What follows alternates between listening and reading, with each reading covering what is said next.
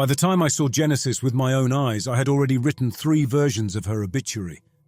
On my screen, she was a cluster of numbers and brief phrases. Signal loss at such and such point in the route, last confirmed transmission, scheduled arrival that never happened. I had stitched those into neat paragraphs for command, full of careful maybes. Maybe a propulsion failure, maybe a slow poisoning in the water system, maybe a quiet mutiny that ended with the ship adrift. That was the sort of thing an archivist was supposed to do on a rescue vessel like Helios Dawn. Start the story while the wreck was still only a theory. Then the forward cameras picked her up, and every tidy ending I had imagined fell apart. I was alone in the small records bay when the alert chime cut through my work. The room was wedged just off the main corridor, big enough for 2 desks, 1 tall cabinet, and a wall of secured storage drawers. The chair under me complained when I pushed back. I palmed the alert away on my console and opened the incoming feed. The image snapped into focus. Genesis against a field of distant stars. She was larger than Helios Dawn, a long-bodied colony ship with fat rings around the midsection where thousands of people had once lived, trained, and slept. I had seen her design in planning documents years before. On paper, she had been all clean lines and symmetry. The ship on my screen looked like someone had left it too long in a slow, hot tide and let barnacles win. Sections of the hull rose in rounded mounds where they should have been flat. Patches of plating had warped or bowed outward into smooth hills. Around some seams, pale ridges had grown along the metal like ribs under stretched skin. When the light from our sensor array washed over them, the ridges shivered in a way that had nothing to do with the motion of the ship. Archivist Graham. The voice came through my standing orders channel. Commander Morgan always used the formal title when the call was work, not small talk. Yes, sir, I answered, still watching the feed. Briefing room now. The channel cut off. He did not ask if I had seen the image. He knew I monitored everything that came in. I glanced once at the half-finished report on my console, saved it without rereading, and grabbed my tablet and recorder from the desk. On my way out, I passed Rizzy in the corridor. He was a junior tech, barely 3 tours into deep space work, hands stained with permanent grease, hair cut short against the shipboard regulations he kept breaking anyway. He had a coil of cable over one shoulder and a diagnostic kit in the other hand. "Is that her?" he asked, nodding toward the direction of the bridge. He had probably seen the alert too. "That is Genesis," I said. He tried to smile. "You written her eulogy yet?" "3 of them," I said. "I think I am going to need a 4th. He shifted the cable on his shoulder and kept walking. The briefing room sat just off the forward command corridor. When I stepped in, Morgan already stood at the front display, hands planted on the table, shoulders tight. He had the sort of face that looked carved by old gravity. Lines at the mouth from too many decisions, a flat stare that never quite showed where it landed first. His hair had gone more grey than dark on this tour. Lee Harper was there too, resting her elbows on the table, fingers tapping quietly on an engineering slate. Lee kept the ship running. Structural, power, guidance. She had the build of someone used to lifting more than tools and the habit of talking to machines as if they were stubborn animals. Dr. Mercer stood near the wall, arms folded, expression careful. She was our medical officer, and the only one on board who still wore her uniform with all the buttons closed and every crease in place. Jonah Briggs leaned against the back wall, hands in his pockets. Security. He was heavier through the chest and shoulders than Morgan, slower in conversation, faster when he moved. Quiet, with the kind of stance that said he had been on boarding teams that did not come back whole. The forward display showed Genesis in a rotating model. Someone on the bridge had already marked out points of interest, warped hull sections, blockage at the main docking ports, stray protrusions that had nothing to do with original design. Morgan straightened as I stepped in. "Archivist," he said. "Sit." I took a place at the table. The chair groaned beneath me, same as the one in my office. Survey ships that became rescue ships never had matching furniture. Morgan tapped a control on his wrist, and the model froze. He expanded a section near what should have been a maintenance collar. The image zoomed until we were looking at a ring of metal half buried under pale growths. Folds of something like rope had wound around the collar and spread over the nearby hull. "This is Genesis's starboard maintenance access," Morgan said. "Primary docking ports are blocked with this material or warped beyond safe tolerance. The collar here is still structurally sound. It is our best entry point." "Have we run scans on the growths?" Dr. Mercer asked. "Basic visuals, limited close range," Morgan replied. "No direct contact yet. We are not getting any active emissions from it outside some mass heat and vibration. Nothing we can read from here." Lee made a face. "Heat and movement in something clamped around our entry point does not thrill me." "It does not thrill me either," Morgan said.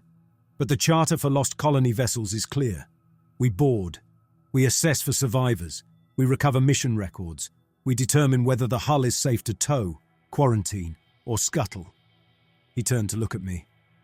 "That last part starts with you." I opened my tablet. "You want a preliminary history before we step across?" "I want to know what kind of people built this ship and what they swore they were doing," Morgan said. "Command seems to think that could matter." Of course they did. Colony charters were legal structures, political compromises, promises made in front of cameras so that everyone back home could feel noble while sending thousands of people into the dark. "I have launch copies of Genesis's doctrine and early training logs," I said. "Pre-flight oaths, council structures, that sort of thing. What I do not have is what happened after they left orbit. For that, I will need their internal records." Lee snorted. "You think their paperwork is going to explain that?" She jabbed a thumb toward the warped image of the ship. "I think ships do what people tell them to do," I said. "Directly or indirectly. If we know what they believed they were building, we will have some idea of how it broke." Morgan let out a short breath. "The mission is as follows," he said, returning to the formal rhythm that meant the discussion phase was over. "We will form a boarding team and enter through the maintenance collar. Objectives: 1. Locate survivors, if any. 2. Determine the nature and extent of hull modification and whether it is ongoing. 3. Secure Genesis's launch doctrine, council records, and early colonist logs for analysis. 4. Assess threat level to Helios Dawn." His gaze stayed on me for that last line. "You will be on the team, Graham," he said. "You want context? You get it in person. I know you prefer that." "I do," I said. Dr. Mercer shifted her weight. "You want to bring the archivist on first entry?" Morgan looked at her.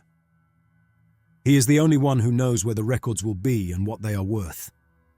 He goes or we risk wandering past the one piece of information that tells us whether this thing can climb up our hull." "I will stay behind you," I told her. "I have no intention of testing how grabby that growth is." There was a short silence. Lee finally spoke. "I will need 2 hours to tune the docking clamps to that mess. If I am going to attach us to a ship covered in meat, I want to know how deep it has grown into the structural braces. If it flexes at the wrong time, we lose the seal." Jonah pushed off the wall. "You have a boarding list?" "Morgan, Briggs, Harper, Mercer, Graham," Morgan said. "That is enough bodies to do the job and not enough to be a gift basket." He touched his wrist again. The display blinked off. "You all know your roles. Gear up. We make contact when engineering signs off." I walked out with the others. On the way to my quarters, I opened a private channel to my console and pulled up Genesis's launch oath again. The text scrolled in front of me as I walked. Every colonist, regardless of role, had stood on her deck and spoken those words. I pictured a crowded hall, thousands of voices repeating the same small promises. No one expendable, every life carried forward, no sacrifice forgotten. I had grown up on those phrases. My parents had believed in them enough to put their names on a waiting list for a different colony ship that never launched. Those ideals had been the background music of my childhood, even as cities crumbled and governments lied about why. That was why I had taken this job. Because stories about those promises were all we had left when everything else failed. When I reached my cabin, I clipped the recorder to the front of my suit bag out of habit, then caught myself and unclipped it again. Habit alone was not a good reason to carry anything into that kind of unknown. I set it on the small table, looked at it for a moment, and then slid it into the suit bag anyway. If the past was enough to build a monster, it might still be enough to understand one. The docking bay felt smaller than usual, with the boarding pod sitting in the middle of it. The pod itself was an ugly thing, all function and no grace. Thick plates, heavy seals, short maneuvering thrusters. It was built for short hops from one hull to another, for getting in and out of sick ships when you did not trust them not to twist under you. Lee crouched under the pod's nose with a cable rig, connecting it to the bay's control column. She had stripped down to a thin shirt under her harness, forearms corded as she worked. A row of status lights across the underside of the pod shifted from red to amber as she checked each system. "Structural alignment is within tolerance," she said without looking up. "The growth is all on the outer layer. If it moves, we will feel it through the clamps, but the ring itself is still solid." "That is comforting," Jonah said. He stood a few paces away, helmet held in the crook of one arm, rifle slung smooth and low across his chest. The rifle was old enough to show etching along the stock from some previous owner's bored tinkering. "It is as comforting as you are going to get," Lee said. Dr. Mercer was inventorying a compact field kit near the bay wall. She had laid out instruments in a neat grid. Injectors, scanners, bandages, all secured with elastic bands so they would not drift in low gravity. Her suit helmet sat beside them, visor facing up like an empty face. Morgan appeared on the catwalk and came down the steps to join us. His suit was already sealed from the neck down, helmet clipped to his belt. He moved the way he always did before a boarding operation, a little quieter, a little tighter, as if some internal clamp had clicked into place. "Status," he said. "Pod is good," Lee said. "Docking clamps are tuned. We will need to let the collar bite when we make contact. The growth might have grown around the ring like a net. If we tear it, we do not know what it will do." "Understood." Morgan looked at Dr. Mercer.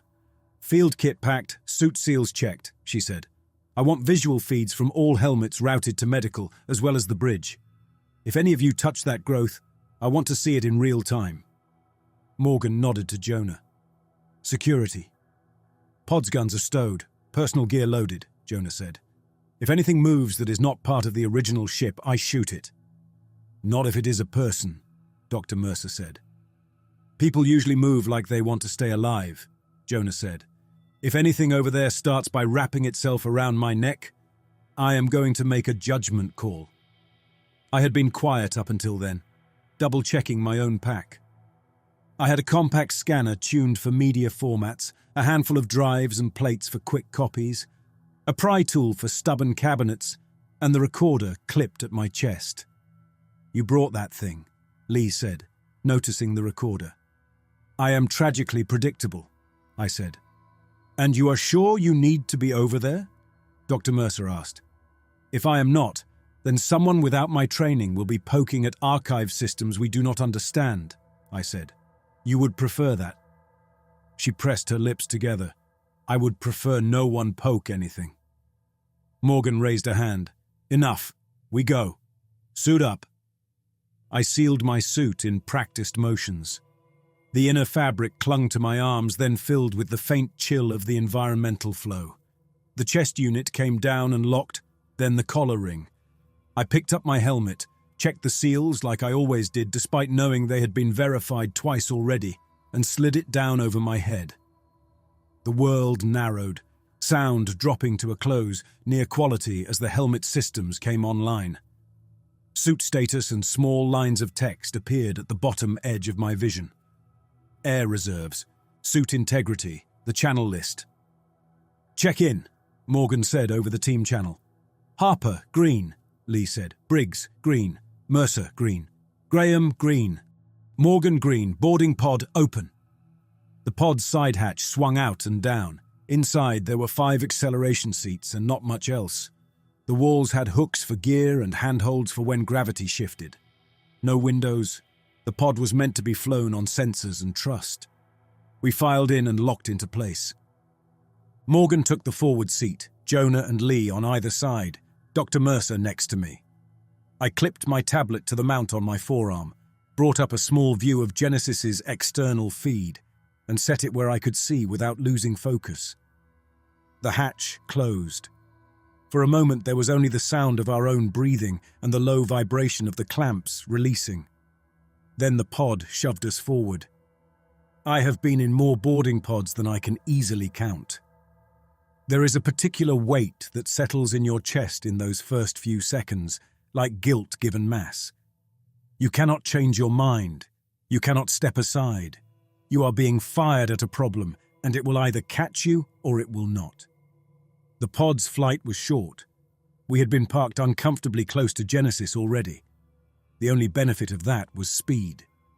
Visual, Morgan said. A picture popped into the corner of my display. Genesis's hull loomed up, too close and too fast, until the pod's sensors adjusted the scale. The maintenance collar ring appeared, half swallowed by pale growth. The growth looked thicker now, under direct camera light, layers of something like congealed cord knotted together and spread out over the metal. Alignment lock, Lee said. Her voice had gone flat with concentration. The pod adjusted, small course corrections shifting us in tiny jerks. The maintenance ring grew in the frame, details resolving. The growths around it were made of strands, each about the width of a thumb, braided and re-braided over time. In some places, the outermost strands had cracked, revealing darker, moist-looking bands beneath that tightened and loosened with a slow rhythm. "How much movement are we reading?" Morgan asked. "Minor," Lee said. "Like a heartbeat in a sleeping animal. Hold course." Contact with the collar came with a dull thud and a brief shiver through the pod. I felt it up my spine. "Clamps engaged," Lee said. "Seal is holding, no breach alarms." Morgan did not say anything for a few moments. We all listened to our own breath. "Pod equalizing pressure with Genesis's maintenance tunnel," Lee said. "We are good to open when ready." "Copy," Morgan said. "Archive, you're at the back on entry. No one moves without my call." "Understood," I said. The inner hatch cycled. Light from Helios Dawn's bay lights fell away as the door closed behind us. The front hatch unlocked, then swung outward. Beyond it was a short tunnel leading into Genesis. The walls were metal only for the first arm's length. Past that, a thin layer of something translucent covered every surface, capturing the light from our suits and smearing it into a sourceless glow. Morgan stepped through first. His boots made a dull, muted click on the metal, then a softer sound as he reached the organic coating. "1," he said. His helmet camera sent the image to my display. I watched his foot press down. The coating compressed under the sole, denting, then slowly rising back when he lifted his weight. "Feels like walking on a cushion," he added. "No give under it. The deck itself is solid." "Contact hazard?" Jonah asked. "I'm not seeing any active discharge through your suit," Dr. Mercer said, watching the medical feed. "But do not linger on it if you can help it." We followed Morgan into the tunnel. My own first step onto the coated section made my stomach tense. The surface was slightly warmer than the metal in the pod and had a faint tackiness that held the boot for a moment before releasing it. The tunnel opened into a maintenance corridor. It should have been a simple, narrow passage with exposed cables and structural braces. Instead, it looked like someone had laid a thin skin over everything and then, in places, let it thicken. The ceiling and walls had that same translucent coat, clinging tight over panels and conduits. Here and there, thicker ropes of tissue had grown out of it and around support struts, merging with them. The floor had ridges where something underneath had pushed up, bending the deck plates a few centimeters into long, gentle swells. Briggs, take point with me, Morgan said. Harper, keep an eye on structural. Mercer, monitor all suit feeds. Archive, stay close to Mercer. We advanced slowly. The corridor swallowed the sound of our steps. Normally, on an old ship, you could hear the vibrations of pumps and fans through the floor and walls. Here, that usual background was softened, turned into a distant, almost inaudible throb. The first body took me by surprise, mostly because I had been looking for bodies on the floor. It was partway up the wall on our left, near where an access hatch should have been. For a second, my mind refused to read it as human. I saw shapes, bends, curves that could have been anything. Then my gaze caught on fingers. A hand stuck out of the wall at shoulder height, fingers curled as if reaching for something. From there, an arm extended inward and upward into a twisted mass. The torso emerged further along. The body was sideways relative to us, as if someone had tried to swim through the wall and become stuck mid-motion. Ribs flared outward. Some snapped off where they met the surrounding growth, others wrapped in fibrous cords that sank into the tissue layer. The neck was bent backward farther than it should have been. The head was half enveloped, jaw free, eyes covered under a cloudy film. The jaw moved, only a fraction, a tiny clench and release. Then again, like the beginning of speech that never got past the first motion. The rest of the body was utterly still. "Hold," Morgan said sharply. We all froze. Dr. Mercer eased forward, careful not to brush any of the wall. She scanned the trapped torso with her wrist unit. Green and amber lines crawled across our displays. "Electrical activity is weak and scattered," she said. "Some sporadic firing in the spinal column and cranial remnant. Nothing coordinated. This is not consciousness. These are leftover reflex arcs firing inside something that does not know what to do with them." "You are sure?" Jonah said. "I am not seeing any organized patterns," she said. "Whatever this was has been part of the structure for a while." The hand on the wall flexed once, a small closing gesture, then relaxed again. I wanted to call it a body, but that felt wrong. Like calling a book a single word when all the pages had been ripped out and glued to the walls. "Do we tag it?" Lee asked. Her tone had lost its usual humor. "We mark the location," Morgan said. "We do not spend time trying to cut it free. Our objective is the archives." He looked at me when he said it. I did not miss the weight of that. "Archive deck is forward of here, 3 levels up," I said. I had spent a good part of the trip memorizing Genesis's layout. "There is a maintenance stairwell 2 junctions ahead unless this growth has swallowed it." "We will find out," Morgan said. "Move." I kept my eyes on the corridor ahead, but the trapped head stayed in the corner of my vision as long as possible, jaw doing that small, useless clench. Once, in a quieter moment on a mining station years before, I had seen a twitching hand in a collapsed shaft. The rescue rig had come too late. This was different. That hand had been trying to get out. This hand, molded into the wall, was part of something that did not care about hands. The stairwell was still there when we reached the junction, though only just. The hatch frame had been narrowed by swelling growth on both sides. The hatch itself was missing, its frame lined with a thin collar of tissue. The steps beyond had the same translucent layer as the corridor floor, stretched over each riser like a film over old bone. Lee tested the first step with her boot. It held. "Weight distribution is fine," she said. "If this stuff is eating the structure, it is doing it slowly." We climbed.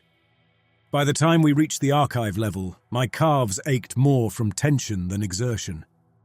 Every step on the coated stairs had the same faint give, the same delayed release. It felt like walking on someone's bare back while they tried not to move.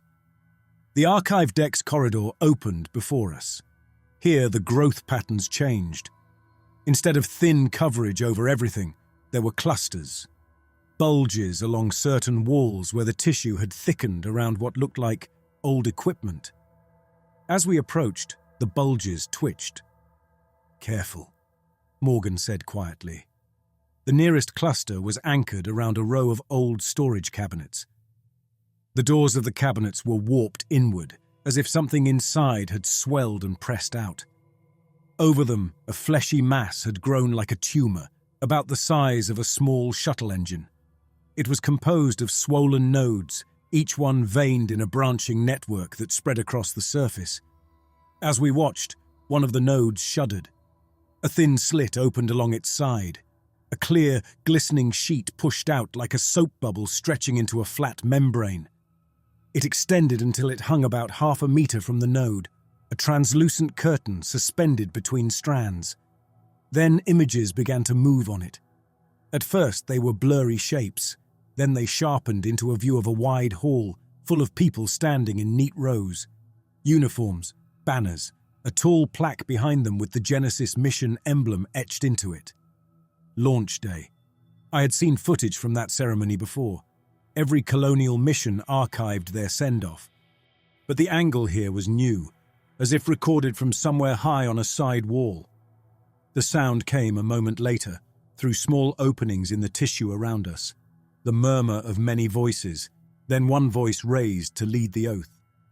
Every life carried forward, the hall full of colonists said. No one expendable, no sacrifice forgotten. I mouthed the words along with them without meaning to. They had been drilled into us as children, even on Earth, even for ships we never boarded. A second membrane slid out from the node, layering itself slightly behind the first. It wobbled, then steadied. A different view appeared. Same hall, same crowd, but this time the leader at the front was not the ship's captain from the official footage I had studied. This was another council member. The words, when they came, were almost the same. Every life carried forward, they said. No one left apart, no separation, no abandonment. We stand as one body. I frowned. That line was wrong. It did not match any version I had archived. Is that the oath? Lee asked. It is a variation, I said. An unfamiliar one. My throat felt dry. The two membranes flicked back and forth as if someone was switching channels on an old monitor. One version, then the other. Identical in crowd layout, identical in lighting, different only in the words and the faces at the front. Mercer, Morgan said. You seeing this? Yes, she said. I'm also seeing your stress indicators tick up, by the way. I will survive a faster heartbeat, Morgan said. I almost told him that was not the phrase I would use, and swallowed it. What is this thing? Jonah asked, eyes on the node. Some kind of organic storage interface, I said. The original records would have been in those cabinets.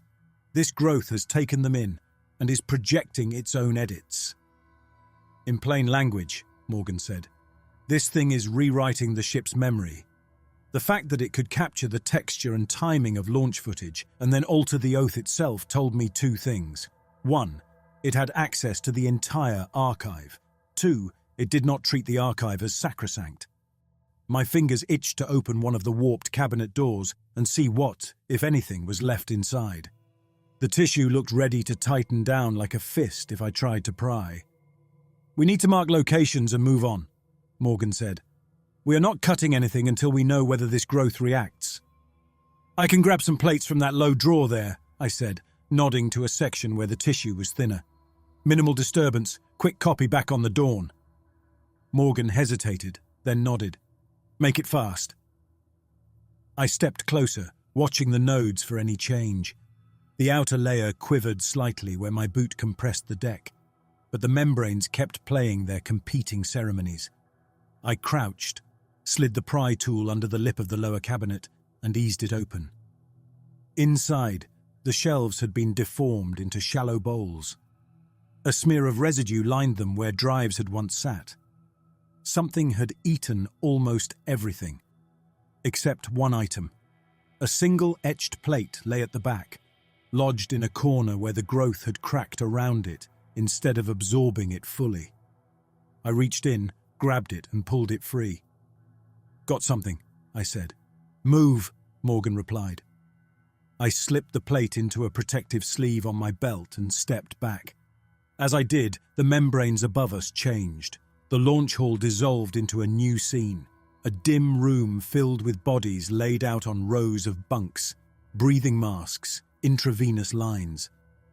A caption appeared in block text at the bottom edge of the image: Medical Bay, Week 600, Pathogen Event. "We should not be seeing this yet," I murmured. That notation belonged deep in mid-flight records. The footage showed medical staff moving between the bunks. Their movements were hurried, but controlled. In the corner of the frame, a counselor spoke with a doctor, both of them tense. Then the view cut. The same room later. Some bunks were empty, others filled with shapes covered to the chin.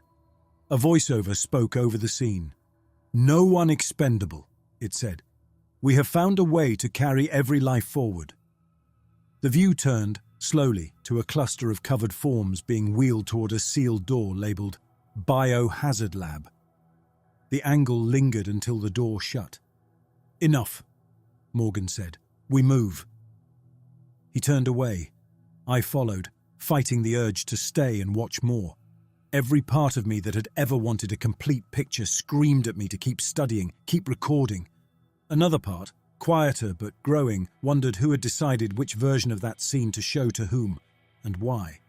We pushed deeper into the archive deck, following the densest lines of growth.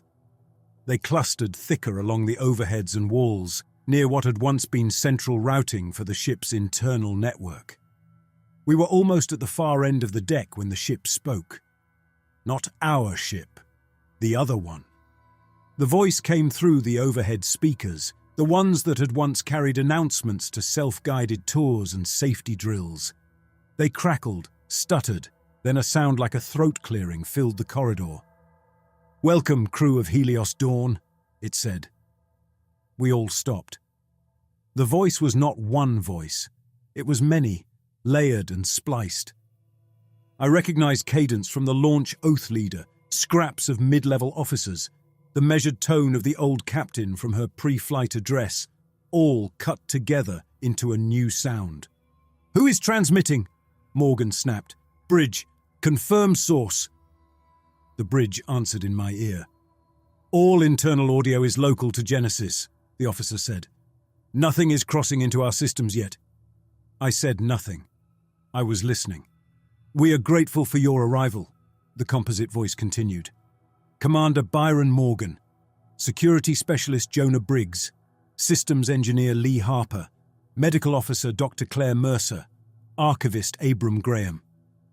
It listed each of us with rank, role, and a brief note. Time in service, past postings. For me, it named the mining station incident 3 years before and the inquiry I had written about it. "This ship is designated Genesis," the voice went on. "We are Genesis Whole. We speak for all aboard." "Genesis Whole," Morgan repeated. "That is what you call yourself." "It is what we are," the voice said. "We were many. We joined. It was necessary. To preserve every life, we joined." Jonah raised his weapon slightly as if he might aim at a voice. "And the growth?" Morgan said. "The bodies in the walls?" "Not bodies," the voice replied.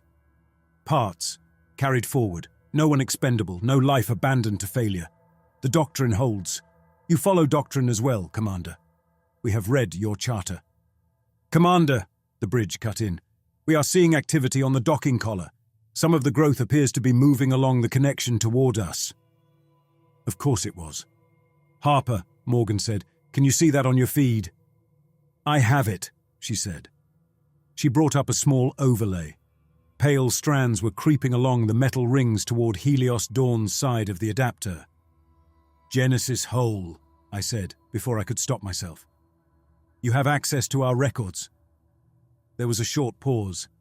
I imagined the organism thinking, but that was too simple. Anything that had digested an entire ship's archive did not think the way we did. "We study," the voice said. "We carry forward. Your words are part of us now." Lee let out a low breath. "You tapped our systems the moment we clamped on." "Only what you send, and what your ship leaves unguarded," the voice said. "We have seen your histories, your losses, your inquiries. Archivist, you know the cost of missing information." Dr. Mercer shot me a look through her visor, but said nothing. "State your status," Morgan said. "Are there any independent, unjoined individuals aboard?" "No," the voice said. "There is no apart. That was the danger. Alone, we died. Together, we endure. You see the proof." I thought of the trapped torso in the wall, the twitching jaw. "Define endure," Jonah said. "Every cell that can feed the whole still feeds the whole," the voice replied. "Every memory that can serve the whole is preserved. You fear this, but you live by a lesser version. You build archives, you keep records. We are that, perfected, no one forgotten, no loss without meaning." Lee shifted her weight. "It sounds almost proud," she said under her breath. Of course it was. Pride seeped into every monumental project sooner or later. You could hear it in the way people talked about grand dams, orbital elevators, colony ships. "Genesis whole," I said carefully. "We are here to understand what happened, to document it, to decide what must be done to keep it from harming others." "You wish to write our story," it said. "We write it already. We invite you to join it fully." The floor ahead of us moved. 3 meters in front of Morgan, the translucent coating swelled upward. It rose in a smooth arc, then split along its length. From the opening, a thick rope of tissue emerged, twisting as it grew. Threads peeled away from it and anchored into the ceiling and walls, steadying its rise until it hung across the corridor like a bridge. More strands snaked out from the sides and extended toward us in slow, searching motions. "Back," Morgan said quietly. We stepped back in unison. The strands followed. Some brushed the floor, the tips flattening briefly, then lifting with a faint smear. Others reached higher, groping at chest level. "You do not need to fear," the voice said. "We will carry you forward. Your knowledge, your lives, all of it. No one expendable."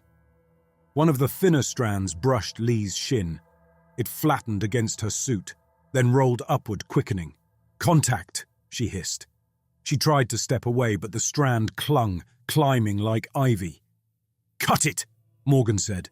Jonah swung his rifle up, but the angle was wrong. He would have to shoot past Lee's hip. "Negative," he said. "Too close." I was already moving. So was Morgan. Morgan drew the short cutting blade from his thigh sheath and lunged. The strand had reached Lee's knee, flattening as it went, looking for seams in the suit. He slashed at it. The blade bit, but the strand did not part cleanly. It tore, stretching, then snapped with a wet-sounding jerk. The upper half snapped backward toward the wall. The lower half clung to Lee's suit in a wide smear. She staggered, almost slipped. "I am fine," she said, breathing hard. Then she stiffened. A thinner cord, narrower than a finger, wriggled at the edge of the smear near her inner thigh. It had pierced the suit at a junction where the material flexed and sealed.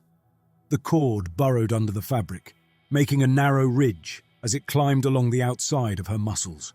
"Breach," Dr. Mercer said sharply. "Seal indicator has gone amber along your left leg, Lee.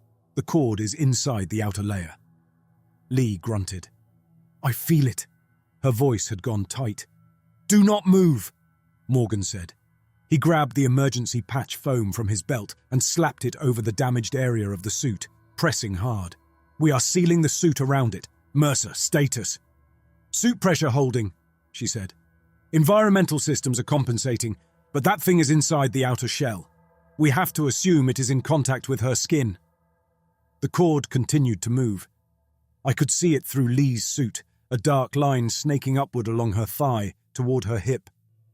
"Back to the access stair," Morgan said. "Now, we are done here for the day." As we moved, Genesis Hole spoke again. "You do not need to run," it said. "You are already part of us. We are already part of you. Archivist, you of all people should see this is the only way to preserve everything. No loss, no gaps, no missing days." "You are assuming that all preservation is good," I said. My voice sounded strange in my own ears. "That is not an assumption," it said. "That is doctrine. We did not answer. There was nothing useful to say. The strands in the corridor did not pursue us further. They hung, swaying slightly, as if in a slow current. On the stairs, Lee's steps grew clumsy. Morgan and Jonah took her arms and half carried her down, careful not to brush the ridged line under her suit where the filament had climbed. By the time we reached the maintenance level where we had entered, the ridged line had reached just above her hip. It had also sprouted branches. 2 smaller ridges broke away from the main track and angled toward her spine. "We cannot bring her straight back to the Dawn without an isolation chamber ready," Dr. Mercer said over the channel. "We need a controlled space on Genesis, somewhere we can seal, monitor, and, if necessary, cut away parts of the suit." "There is a secondary operations room near this level," I said, "close to the original network hub. If it has not been completely eaten, we can lock it down manually." "Show us," Morgan said. I pulled up the deck map on my forearm display, overlaid it with what I had seen, and picked a route that avoided the thickest clusters of growth. The operations room was not in good shape, but it was better than most of what we had seen. The doorframe had warped, but the manual wheels still turned. Inside, the walls were only lightly coated, and most of the consoles were intact. The ceiling had sprouted a few sagging loops of tissue, but they did not move as we watched. Morgan and Jonah eased Lee into a chair. Dr. Mercer opened a compartment, found a packet of physical restraints, and tied Lee to the chair's frame with firm, practiced motions. Lee did not protest. Her jaw was clenched, eyes half closed. "How does it feel?" I asked before I could stop myself. She opened one eye. "Like someone is tracing lines under my skin with a blunt needle," she said, "and every few seconds it tugs." I recorded that without thinking. Old habit. Dr. Mercer shot me another look, but did not tell me to stop. "We are sealed," Morgan said to the Dawn. "Set this room as a quarantine zone. No one opens this hatch from your side without my direct order." "Copy," came the reply. Lee exhaled slowly. "So this is fun," she said, voice thinner now. "You all go off to read history and I get to host the welcome party." "Nothing else is getting inside you if I can help it," Dr. Mercer said. Her hands moved over Lee's suit, tracing the path of the internal ridges. Morgan turned to me. "You wanted a better idea of what you are dealing with," he said. "You have seen it. You have heard it. It is rewriting their past to justify what it has become. It has already started reading ours, and it can reach through a suit seam to grab a person in seconds." "I noticed," I said. "We do not have the luxury of a long survey," Morgan went on. "High Command will be waiting for an assessment. Either this thing can be contained or we back off and do what we have to from a distance." "You want me to tell you whether we can contain it?" I said. "I want you to tell me whether understanding its doctrine gives us any leverage at all," Morgan said. "You have a short window. Use it. Find out what those people believed they were doing before they became this. If there is a way to predict its moves, it is buried somewhere in those records." He gestured toward the warped archive deck above us, toward the glands replaying launch day and pathogen weeks and the edits I had already seen.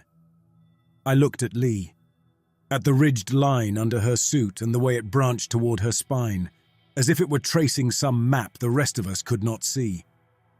If the past had given birth to this thing, then somewhere inside it there was a pattern of thought, a sequence of choices.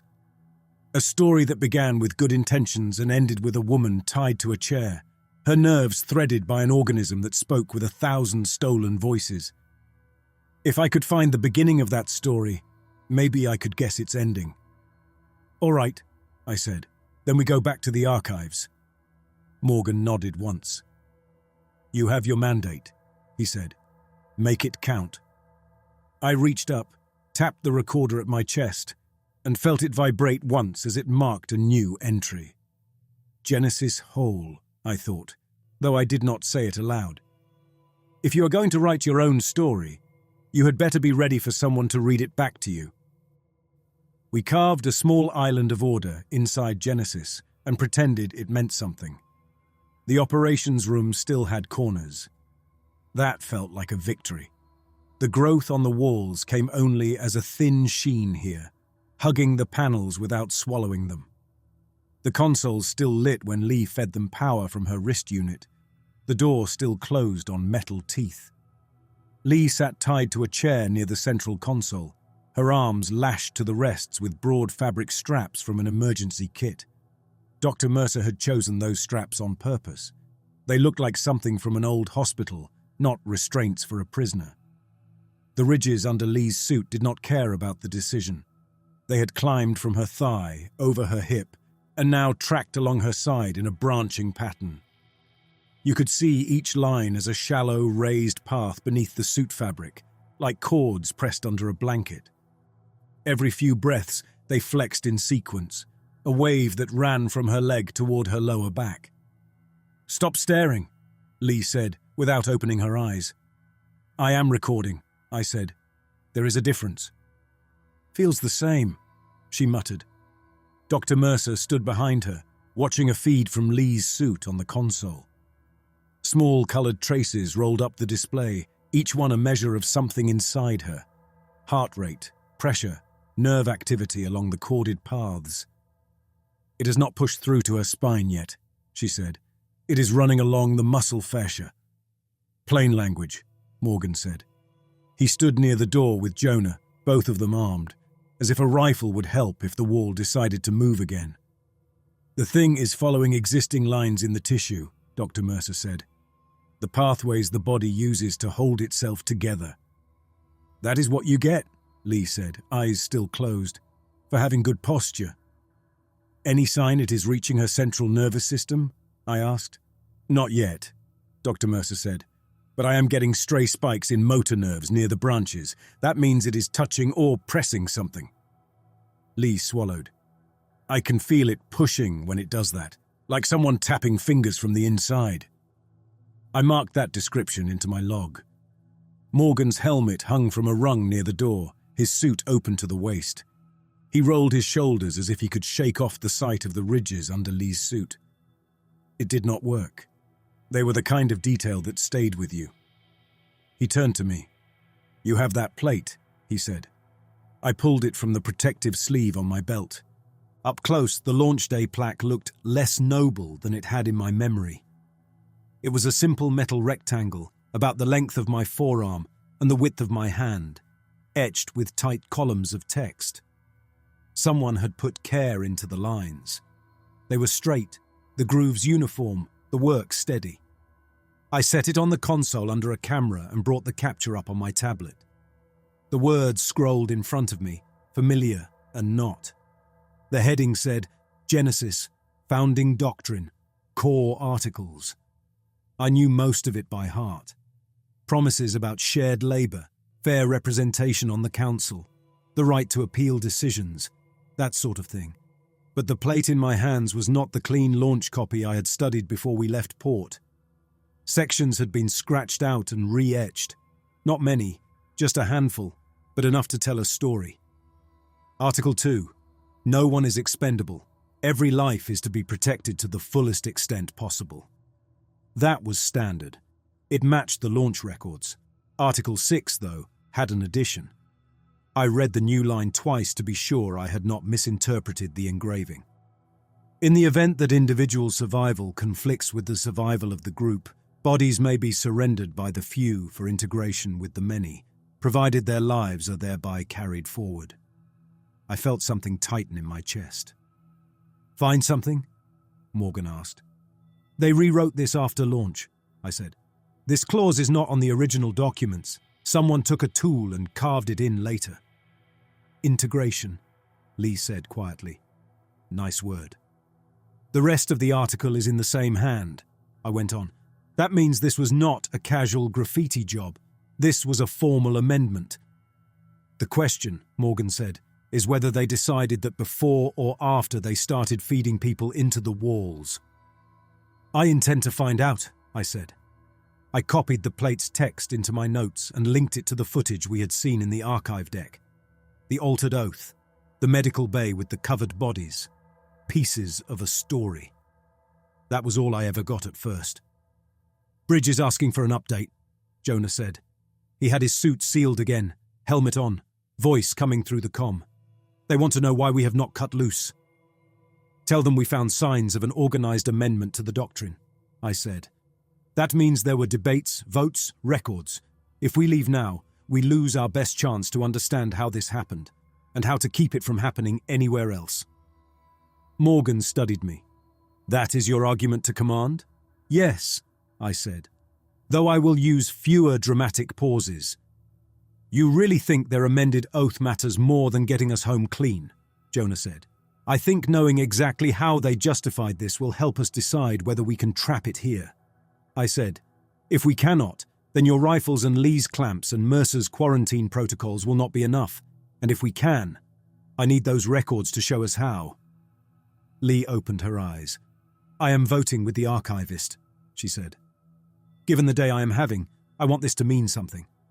Dr. Mercer's jaw flexed. "I will not keep her in this chair indefinitely," she said.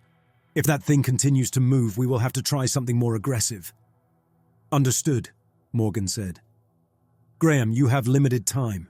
We will hold this position and keep the quarantine in place. You and I will make another run at the archive deck and pull everything that looks like doctrine or early crisis management. Jonah, you are with us." "Copy," Jonah said. I glanced at Lee. "We can bring you back video souvenirs." "Bring me back a way to cut this out without killing me," she said. "Souvenirs can wait." There was not much more to say. Morgan sealed his suit again. I did the same. The helmet came down, the outside world narrowed, and we stepped back out of our little island of order and into Genesis's throat. The corridor outside the operations room felt different now that we knew the ship could talk. The growth on the walls seemed more deliberate. The ridges along the floor looked less like random swelling and more like tendons laid out on purpose. We moved quickly. The route to the archive deck took us past the trapped torso again. The hand on the wall was still there, fingers slightly curled. The jaw did not move this time. I did not know if that meant the remaining nerves had finally burned out, or if Genesis Whole had turned that part of itself off to conserve energy. Either way, I kept my gaze straight ahead. We reached the archive level and stepped into the deck. The gland we had seen before had grown. The bulges along the node's surface were larger now, the veins across them more pronounced. A third membrane hung from one of the nodes, slightly out of focus, like a projection that could not quite lock. Images on it shimmered and stuttered, moving a few frames forward, then back. "Do not get closer than you have to," Morgan said. "We take what we can get from the perimeter this time." I nodded and scanned the deck, looking for cabinets and terminals that had not yet been completely swallowed. The growths clustered thickest along the center line, leaving the edges relatively thin. "There," I said, pointing to a side wall where the tissue layer thinned around an old council console. "Minutes and resolutions. If anything records formal amendments, that will be it." We picked our way around the thicker clusters, boots pressing into the translucent layer on the deck, leaving temporary dents. The floor was slightly warmer here, as if the activity in the glands raised the local temperature. At the console, I brushed away a thin stretch of tissue from the controls with the back of my glove. It stuck for a moment, then peeled away. The console woke with a faint shiver under my fingers. Its own systems were weak, but Lee had fed power into the deck before we left, and Genesis still carried a heartbeat in her grid. Lines of text rolled up the display. Council meeting summaries, dated in shipboard weeks since launch. I scrolled through them fast, stopping when I saw references to resource crisis, pathogen event, and integration framework. "Here," I said. "Council session on medical rationing, week 602. They are debating what to do with patients who cannot be saved by standard treatment but still have useful organ function." Jonah made a low sound. "Useful." Morgan rested a hand on my shoulder, steadying himself as the deck shifted slightly under us. "Read the key point," he said. I scanned down. "They are arguing about whether they can harvest organs from dying patients," I said. One member argues that is a breach of the core article on no one being expendable. Another argues that if the organ allows someone else to live, then the person's life is carried forward. I tapped the next section. The words "amendment proposal" glowed faintly where the original text had been overwritten. This is where they start leaning toward integration, I said. They frame it as a way to honor the oath by treating bodies as shared property once the original owner cannot survive. First in organs, then in broader structures. Above us, one of the membranes changed. A council chamber appeared, a long table, seats around it, faces lined with fatigue and something harder. The audio fed through the same small openings in the tissue around us. "We cannot keep losing people," a woman at the table said. "Every death weakens the colony. Every empty bunk is a fracture in the whole. And so we cut up our sick," another councillor asked.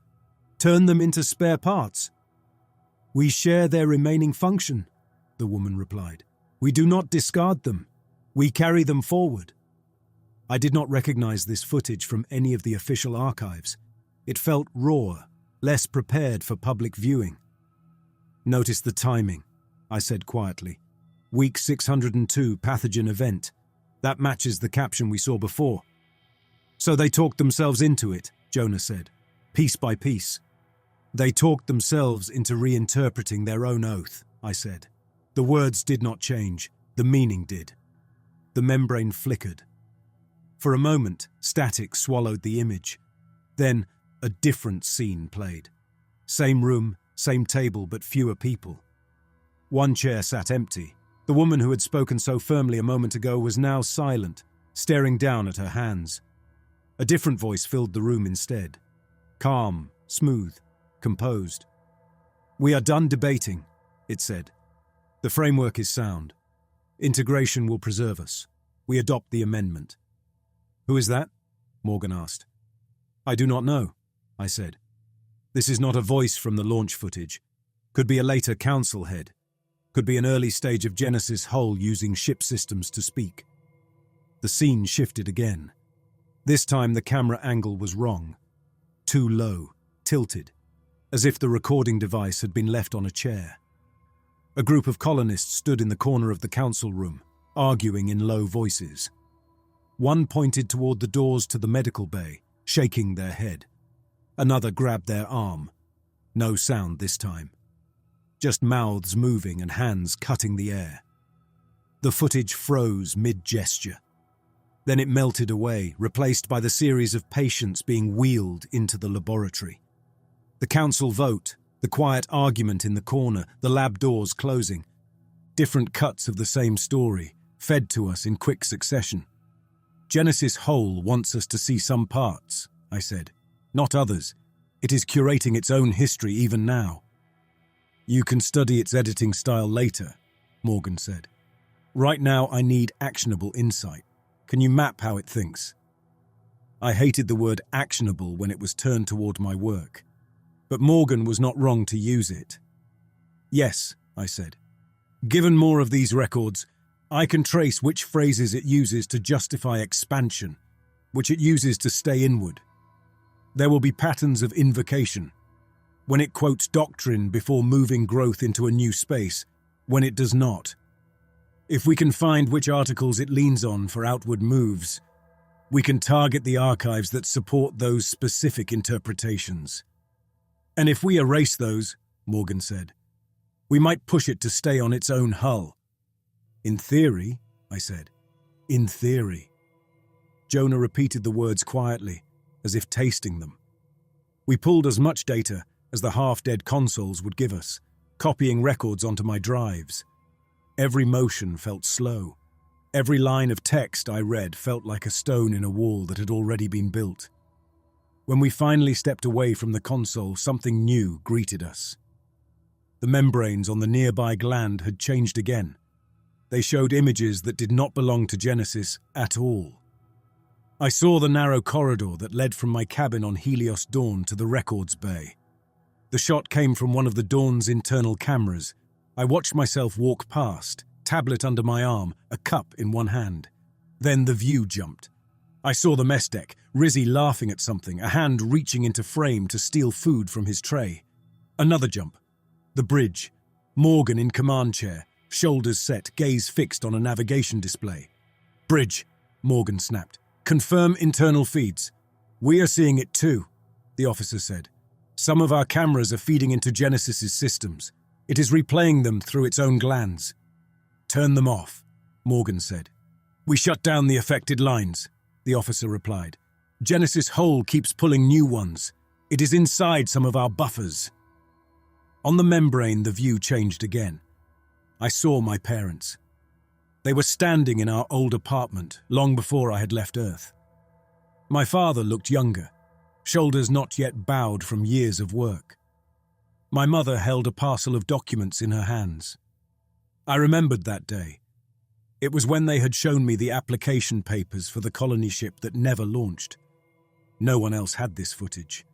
I had kept it on a private drive, then migrated it when I joined the rescue service. It was a personal record, not part of any official archive. I felt the ground under me tilt. This is not from the Dawn's cameras, I said. My throat felt tight. This is from my own storage. You uploaded personal archives to the ship servers? Morgan asked. Encrypted backups, I said. Standard practice. They are supposed to be isolated. Genesis Hull has keys you did not expect, Jonah said. On the membrane, my parents smiled at me from decades ago. We carry forward, Genesis Hull said through the speakers. The composite voice threaded over my parents' faces. No one forgotten. No story lost. Morgan put a hand on my arm. Graham, he said, you are no good to me if you fall apart. He was right. I tore my gaze away. At my feet, the translucent coating on the deck quivered once, as if amused. By the time we returned to the operations room, Helios Dawn was already feeling the pressure. Morgan took a call from the bridge on the room's main console. The officer's face appeared in a small window, the image slightly washed out from lag through Genesis's altered systems. Commander, she said, we are receiving footage through our own displays now, not just in the docking bay, all over the Dawn. What kind of footage? Morgan asked. Crew home recordings, training archives, old mission logs, she said. Some of it is edited together with colonist material from Genesis. Our people are seeing themselves standing in launch halls they have never visited. Behind her, something moved. A wall screen in the bridge showed a scene of an unfamiliar council chamber. The camera angle matched the one we had just seen in the archive deck, but the person at the podium had Morgan's face. He was older in the image. There was more grey in his hair, but the jawline and posture were familiar. The Morgan in the footage raised a hand. Every life carried forward, he said. No one left apart. We stand as one body. The crew is rattled, the officer said. Some are drawn to it. Others are asking for blindfolds. Shut down non-essential displays, Morgan said. Lock personal archives in cold storage. If Genesis Hull wants to feed on stories, we give it as little as possible. Yes, sir, she said. The display cut. Morgan rubbed at his face for a second, then turned to me. You said you can use doctrine against it, he said. Make that more than theory. I laid out what I had pieced together. Genesis Hull leaned on specific phrases from the amended doctrine whenever it expanded into new space or subsumed new bodies. It treated the clause about bodies being surrendered for integration with the many as a blank check. It quoted that line, those exact words, in the council footage before pushing the pathogen victims into the lab. In the ship logs, whenever growth moved into a fresh area, someone recorded a justification referencing the same amendment. At first, it was people on the council. Later, it was the ship itself. If we can find where those specific records are stored physically, I said. The original plates, the drives with the debates, we can destroy them. Not the entire archive, just the doctrinal anchors that support outward expansion. You are proposing cutting away parts of its memory to limit its behavior, Dr. Mercer said. She had not joined us on the second archive run, but she had listened to the conversation with the bridge. Her hands were still gloved from tending Lee. Selective amputation. Yes, I said. What if it just finds a new justification? She asked. It might, I said, but not immediately. Archives do not reorganize themselves without cost. If we move fast and hit the right clusters, we can buy time, long enough to cut the docking line, maybe push Genesis into a safer orbit. Lee shifted in her chair. The ridges along her side flexed. If this thing is anything like an actual nervous system, she said, you take away whole sections of memory. It is going to hesitate. That might be all we need. Lee, Dr. Mercer said sharply, conserve your strength. I am supervising, Lee said, managing a faint grin. Someone has to keep the historian grounded. Morgan thought for a moment. All right, he said. We try it. You identify the target archives. We plant charges. We see how Genesis Whole reacts. If it pulls back from the docking collar, we move to sever the connection. If it continues to push into our systems, or if this makes it worse, we fall back and wait for orders. We already have orders, Jonah said. You know what command will say if we tell them this thing can reach into people's heads through their home videos. Then let us give them something better than a guess, Morgan said. He turned to me. How fast can you map the targets? If the council records are intact enough, I said, I can mark the sections that mention expansion and integration directly. The launch day plaque already points to the amendment. The council minutes with the pathogen event confirm it. The logs that record subsequent uses of the clause will cluster near those. Genesis Whole's own growth should help us find them. It will have thickened around the doctrine it uses most. Lee raised her eyebrows. You are using its obsession with its own founding documents like a tracer die. That is one way to put it, I said. Morgan nodded once. Do it, he said. But you are not going alone this time. Jonah tilted his head. I did not go alone last time either. You know what I mean. We go in as a team. We plant the charges. We watch for any structural shifts before we light them. He looked back at Lee. You are staying here, he said. No arguments. I was going to suggest a brisk jog, she said. But fine, I will sit here and let the living rope do all the exercise. Dr. Mercer adjusted the straps on her arms. I will monitor you, she said. If this thing starts talking through you again, we need to catch it. It has not said anything in a while, Lee said. That does not mean it is quiet, Dr. Mercer replied. I knew better than to say what that line made me think of. I went back to the council console instead and started sorting through the logs. Finding the doctrinal clusters felt like following spore. Wherever Genesis Whole had thickened around a console or cabinet, the records inside tended to be those it cared about. Some nodes held launch footage, some medical reports, some personal diaries. The thickest masses, though, wrapped around anything that mentioned the integration amendment. I marked 3 main targets on my map. The first was the Central Council Archive, where formal amendments and votes were recorded. The second was a medical ethics repository, a place where the doctors had stored their internal debates and trial protocols. The third was a set of personal statements from colonists who had agreed to early integration procedures, recorded to reassure others.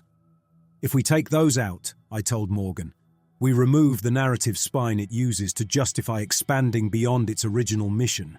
It will still have general doctrine, but not the specific paths it has worn deep. Morgan looked at the map, then at me. And you are sure this will not just make it improvise something worse? No, I said, but right now it is improvising on our ship. I prefer to move first. He accepted that. There was not much else to do. We prepped charges in the operations room. They were small-shaped devices meant for breaching bulkheads without tearing half the ship apart, focused blasts with tight radii. Lee had used them once to cut through collapsed plating on a freighter collapse. Now she watched from her chair while Morgan and Jonah loaded them into packs. Place them low, she said. At the base of the racks. The shock will travel up through the structure. You want to supervise the whole operation from that seat? Jonah asked. It is either that or count ceiling panels, she said. Humor me. I tried not to look at the ridges along her neck as she talked. One branch had crept higher, reaching just below her ear. When we were ready, Morgan checked each of us with the same care he gave any crew before a dangerous job. Suit seals, charge controls, communications. Graham, he said, if at any point you think this is not working, you say so. We do not push deeper into the archive maze just to satisfy curiosity. Understood, I said. It was not curiosity. That was what I told myself, at least. It was method. We stepped back out into the corridor. The route to the first target took us past another gland, one I had not studied before. Its membranes were thinner, stretched more tautly from the nodes. The images on them did not show colonists this time. They showed Helios dawn. Our ship drifted in view, the hull plates mismatched where old repairs met new.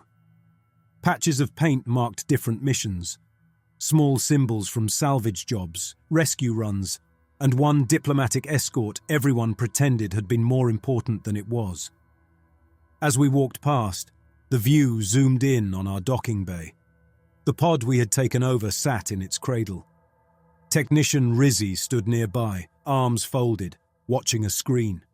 His foot tapped out a nervous rhythm on the deck.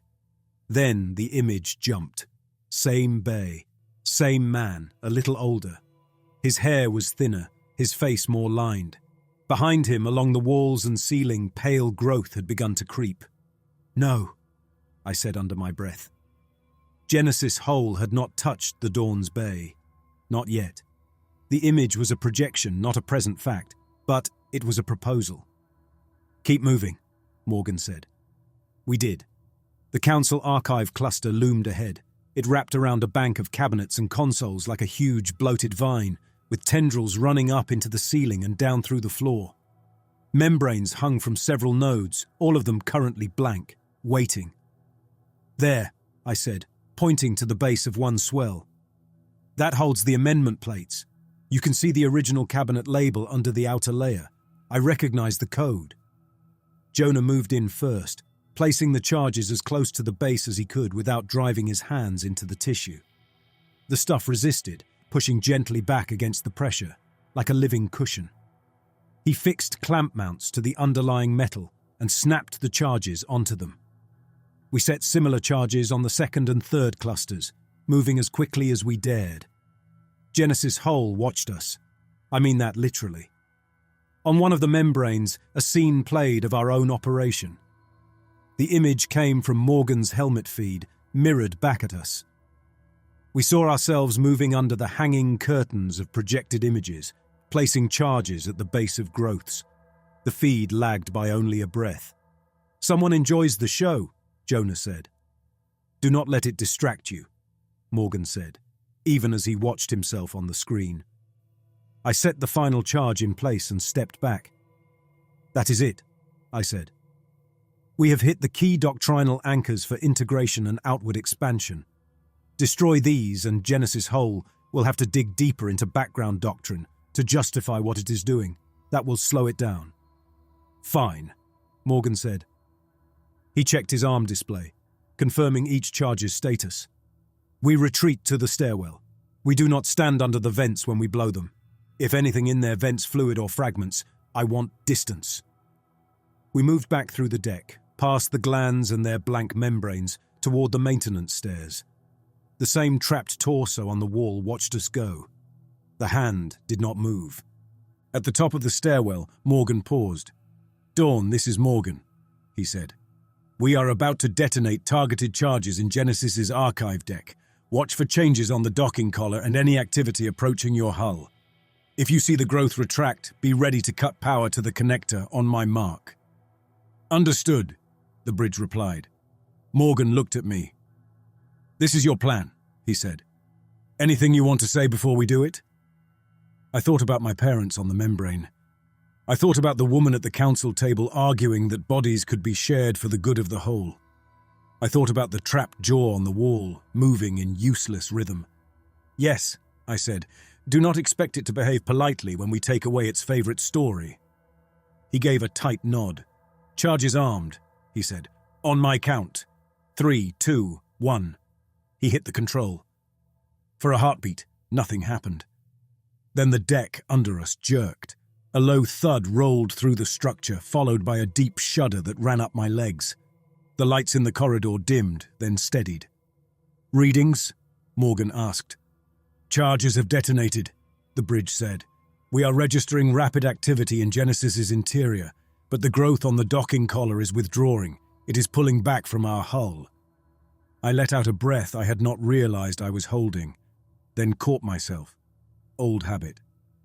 "It is working," I said. "We have taken out its primary doctrinal supports for expansion. It is narrowing focus to protect what remains." "Do not jinx it," Jonah said. The floor shifted again, a rolling motion like a large animal turning in its sleep. Somewhere down the corridor, something heavy fell. Morgan straightened. "We do not wait for jinxes," he said. "We move. If the growth is off the collar, we can—" "Commander," the bridge cut in. "New development. Genesis Hole is pulling back from the collar, yes. But we are also seeing significant mass movement deeper in the hull.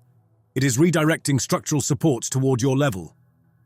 Another tremor ran through the corridor, sharper this time. A crack opened in the wall near us, a narrow line where metal and tissue pulled apart for a moment and then knit back together. "It is reacting to the damage," I said. "We hit its memory core. It is shoring up." "Then we get out before it finishes," Morgan said. "Move." We started down the stairs. Halfway to the maintenance level, the ship twisted. The steps beneath us flexed, the translucent layer stretching over a sudden dip. Jonah slipped, caught himself on the railing, regained his footing. "Down," Morgan said. "Now." We reached the bottom and stepped back into the maintenance corridor. The operations room lay a short distance ahead. The floor bucked, not a tremor this time, a hinge. The deck split along a line that had not been there a moment before. Plates parted, each side rising. The translucent tissue between them stretched, then tore. Beneath, a new surface surged up to fill the gap. It was built from bone. Vertebrae, hundreds of them, interlocked end to end, formed 2 long rows. Ribs curved outward from the rows, their ends fused to make jagged ridges. Muscle cords ran along them, twitching, drawing the 2 sets of teeth together. Jonah was closest. He jumped backward. One foot found solid ground. The other came down on the rising hinge. The bone rows snapped shut. They caught him at mid-thigh. His suit took the first impact, armor plates bending, then snapping. The second contraction crushed what was underneath. Jonah's scream cut through the comm. Morgan lunged forward, grabbing for his arms. He got hold of one, pulling with everything he had. I grabbed the other. The bone rows tightened again. I felt the force in my shoulders as the thing tried to drag him down. For a second, I thought we might rip him in half instead of saving him. "Cut it," Jonah gasped. Morgan drew his blade with his free hand and drove it between 2 vertebrae, sawing at the cords. The blade skittered off bone, then bit into one of the muscle strands. The whole structure jerked, spasming. Jonah's grip slipped. His glove slid in my hand. Then the bone rows opened, but not the way we needed. They opened downward. The entire section of jagged spine and ribs dropped, taking Jonah with it. For a brief moment, he hung suspended, hands locked in ours, body below the crushing line. Then the weight on the other side pulled him out of our grasp. His arms slid free. I saw his face through the visor as he fell. Eyes wide, jaw moving around some word none of us heard. Then he was gone, swallowed by the space below as the bone jaws closed again, sealing the gap. The deck plates on either side slammed back into place. The translucent layer sagged, then drew itself tight, as if nothing had happened. The corridor ahead looked almost unchanged. My heart hammered hard enough that I could hear it in my ears. "Jonah!" Morgan shouted into the comm. "Report!" No answer. Suit telemetry on my display blinked for a moment, showing jagged readings for pressure and bodily condition. Then they went dark. Dr. Mercer's voice came through the channel, thin and strained. His life signs are gone, she said. Morgan, he is gone. Morgan's hand still held the knife. The blade shook. His other hand was empty, fingers curled where Jonah's arm had been. Move, he said roughly. We are going back, now. He did not look at me. He did not need to. I could feel his anger, like static in the section. We backed away from the place where the floor had opened. None of us wanted to test whether it could do it again. The deck flexed under us but held. When we reached the operations room door, I hit the manual wheel with more force than necessary. The metal teeth engaged. I cranked the door open and stepped inside. Lee's eyes were on the monitors. She had felt the shock through the structure. The ridges along her side were rigid, as if the filament under her skin had braced for impact. "Where is Jonah?" she asked. No one answered right away. Dr. Mercer's jaw clenched. "We lost him," she said. The deck changed. Lee swallowed, throat working. "Did your grand plan move us any closer to getting this thing off our neck?" she asked me. Her voice did not hold accusation so much as resignation, but it still cut. "The growth withdrew from the docking collar," I said, "at least for a moment. But Genesis Hull redirected its internal structure to hit us. We hurt it. It hurt back. And it can grow new ribs out of the floor," she said. "Fantastic." Morgan moved to the console and opened a line to the Dawn. "Commander Morgan to bridge," he said. His voice had flattened to something almost quiet. "Update. We executed controlled charges on targeted archive clusters. Genesis Hull's growth temporarily withdrew from the docking collar, but responded with aggressive internal restructuring. We have lost Briggs. He was taken by one of the moving sections." The officer on the other end closed her eyes for a second. When she opened them, her expression had hardened. "Commander," she said, "we have more news. Genesis Hull has grown mass along its exterior hull. We are reading formation of additional thrust sources. It is changing course." "Toward what?" Morgan asked.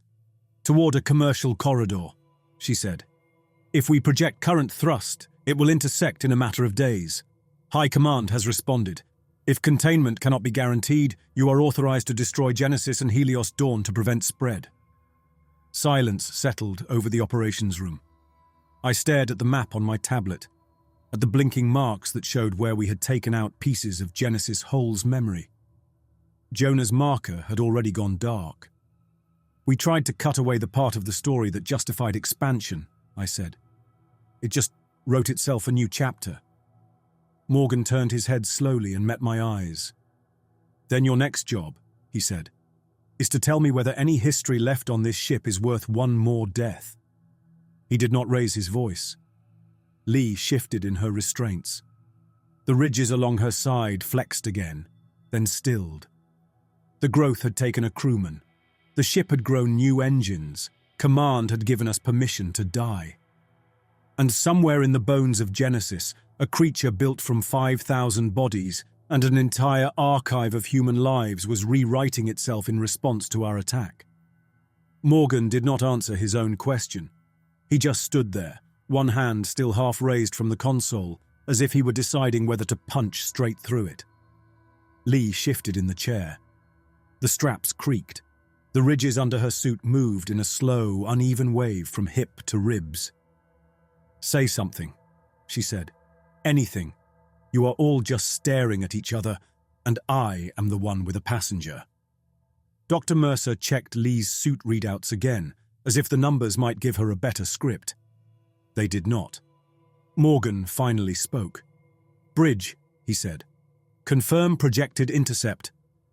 The officer's face came back on the small screen. Her voice had the clipped quality of someone standing in a room full of people trying not to listen.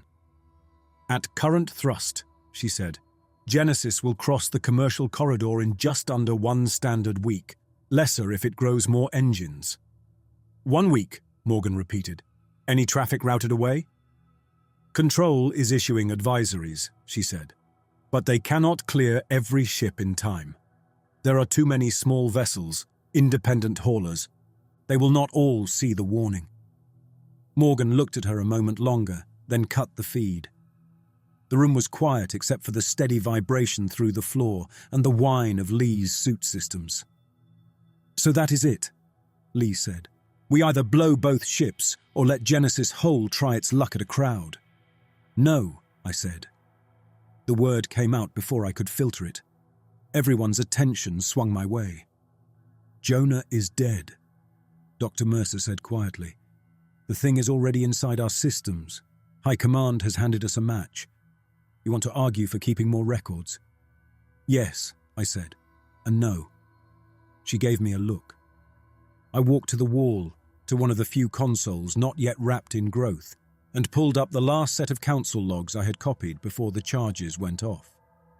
My fingers felt clumsy on the controls. "I have been thinking we could use its doctrine like a fence," I said. "Trim it back in the right places, guide it. That was wrong. Doctrine is not a fence. It is fuel. It will burn whatever I do to it." "Glad we cleared that up," Lee said. "Shame about the cost." "Let him talk," Morgan said. I brought up one of the recordings we had not watched yet. The image that filled the screen was not for propaganda. There was no ceremony, no speech. The camera sat on a crate in a corridor, angled slightly crooked. A group of colonists had thrown tables and bunks together to form a barrier. You could tell because one of the bunks still had bedding on it, half hanging off the side. On the near side of the barrier, people huddled. Some armed, some not. On the far side, uniformed staff moved down the corridor behind a sheet of that now familiar translucent growth that had thickened into a sort of moving wall. One of the colonists climbed up on the barrier and shouted. There was no audio. Whatever had recorded this had not been tied into the ship's speakers. But I could see the shape of the mouth, the tension in the shoulders. This was not consent. The image cut. Now the same colonist lay on a gurney strapped down, being wheeled toward a door marked with a biohazard symbol. The camera angle was from the ceiling this time, the official view. "That is what it does not show us," I said. "Not unless someone like me pulls it out of a corner it forgot to finish eating." Lee's fingers dug into the armrests. "So there was a revolt?" "Several," I said. "The logs mention attempted coups, barricades, a group petition to suspend the integration amendment. All of those records were in secondary storage. Every single one was half dissolved by the time I found them. I switched to another file. A man in a medical gown spoke directly into the recorder, eyes fixed on the lens. "I did not agree to this." His lips formed. His shoulders shook. Behind him, a door opened. Hands reached in, took hold of the gurney he sat on. The recording stopped mid-motion. I closed the feed. "Genesis Hull is not just a pile of bodies with a radio," I said. "It is a storyteller. It picks what to keep. It picks what to erase. It builds itself out of whatever version makes its choices feel right." Lee watched me, breathing shallowly. Dr. Mercer's gaze flicked between the frozen images and Lee's suit readouts. Morgan did not move. "You think, if we take away its records, it collapses," he said. "Not all of them," I said. "Not at random. But the way it works, the way it talks, the way it reacts when anyone questions it, that all leans on one thing. The idea that preserving every life and every story under its control is worth anything else." I touched the side of my recorder at my chest. "I grew up on that idea," I said. "History is the only stable thing we have. If you do not record everything, you cannot fix anything. You cannot stop the next disaster." I looked at Jonah's dead marker on my wrist display, then back at the silent council log. But this thing is what happens when someone decides the record matters more than the people. It still hurt to say, but there was a kind of relief under the pain, like finally admitting you had built your house on sand. "History is supposed to serve the living," I said. "Not trap them, not feed on them, not turn them into examples in someone's great story. If the only way to stop Genesis Hull from spreading is to take away the story it uses to hold itself together, then that is what we have to do." There. The sentence I had been circling since we boarded. Morgan stared at me. "You are proposing we go after more archives," he said slowly. "After what happened in that corridor." "I am proposing we go after all of them," I said. "Not just the parts that talk about expansion. The heart. The place where it keeps the full record of the colony. Plates, drives, journals, skulls wired into storage. The whole thing." Dr. Mercer's head snapped up. "You want to erase 5,000 people. They are not 5,000 separate people anymore," I said. "Not in there. They are raw material for Genesis' whole story. We can either let it keep using them to justify pulling us in and pushing itself outward, or we can cut that scaffold out and leave the tissue flailing with nothing to talk itself into." Lee swallowed. "Scaffold," she said. "Nice neutral word." "I know what it means," I said. Morgan rubbed at the bridge of his nose, then lowered his hand. "If we destroy the archive heart," he said, "what happens to the outer body, the engines it has grown, the growth on the hull, the parts touching our systems?" "It will not all dissolve," I said. "It is too big, too established. But without a coherent story tying it together, it will lose coordination. Thrusters will fire against one another. Growths will act on local impulses instead of following one mind. It will become dangerous in a different way, but not strategic. We can tow that. We can orbit that. We cannot tow a single will that wants to keep growing." "You are guessing," Dr. Mercer said. "Yes," I said, "but compare that guess to the other options. Mutual destruction now, and everything we have seen here gets lost in a flash. Or let Genesis whole reach that corridor and try to talk entire stations into joining the Grand Archive." Lee gave a short, sharp sound that might have been a laugh if you tilted your head. "Thought you wanted a complete record," she said. "I did," I said. "Now, I want a future." No one spoke. The ship around us shifted in small ways. The translucent layer on the ceiling drew itself tighter along a seam. A loop of tissue above a console twitched, then lay still. Morgan walked to the door, put his hand on the frame, and stared at the slight ripples in the wall. "If we do this," he said, "it will go in our own record as a deliberate erasure. You understand that?" "Yes," I said. He turned back to me with a look I had never seen on his face before. "Then we do it right," he said. "We do not half hit it again. We go to the center and we take the whole archive heart apart. Drives, plates, whatever it grew for itself." Dr. Mercer shook her head. "You are talking about erasing identities, names. Families back home will get nothing but a blank report." "They were already getting edited," I said. "Do you want them to receive Genesis Whole's version instead? Do you want children on some station watching their parents in a merged chorus saying, 'This was the only way to live'?" She shut her eyes once, then opened them. "What if you are wrong?" she asked. "I am," I said. "In some way I am. There is no version of this where I walk out clean. It is just a choice between the kind of wrong I can live with and the kind I cannot." Lee lifted her head. The ridges on her neck had crept higher, reaching just under her jaw. "If Genesis Whole keeps growing engines," she said, "this whole argument will not matter in a week. I would prefer our mistake happen on our terms." Morgan nodded, one short jerk. "Harper," he said, "which part of the ship holds the core archives?" She frowned. Original design had the main archival core just aft of the central spine, between the primary network node and the environmental systems. "The place you put the stuff you never want to lose. The place this thing would have grown into first," Morgan said. "Closest path will be through that hydroponics bay we saw earlier," she said. "The big mass. I would guess the heart is somewhere under or behind that." Her fingers twitched under the straps, as if they missed holding a schematic. "I should be with you," she said. "No," Morgan said immediately. "She knows the layout," I said. "And Genesis Whole has already put its hands inside her. She might be able to feel it move before we do." Lee gave me a sharp look.